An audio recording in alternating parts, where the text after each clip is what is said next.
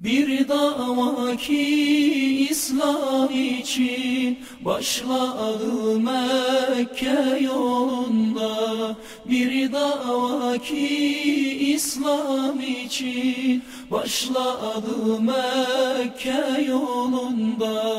Bir de şu Mus'ab'a bakın, can vermiş dini uğrunda, can vermiş dini uğrunda.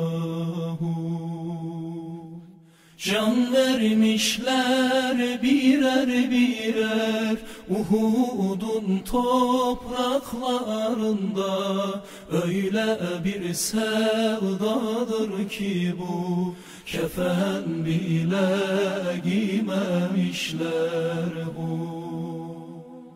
Can vermişler birer birer Uhud'un topraklarında. Öyle bir sevdadır ki bu, kefen bile giymemişler o. Ebu Ubeyde'ye bakın, nasıl da Rabbine yakın. Ebu Ubeyde'ye bakın, nasıl da Rabbine yakın.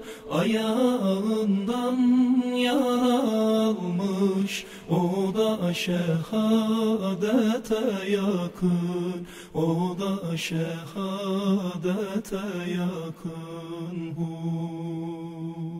Can vermişler birer birer Uhud'un topraklarında. Öyle bir sevdadır ki bu, kefen bile giymemişler bu.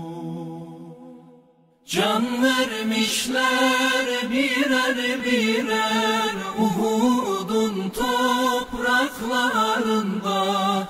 Öyle bir sevdadır ki bu, kefen bile giymemişler o. Hazreti Hamza'ya bakın, nasıl da cenge tutuşmuş. Hazreti Hamza'ya bakın, nasıl da cenge tutuşmuş. Öyle bir mızraktır ki bu, tam yüreğinden vurulmuş. Tam yüreğinden vurulmuş bu.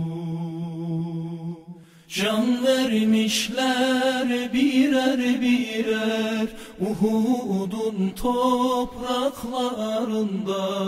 Öyle bir sevdadır ki bu, kefen bile giymemişler bu.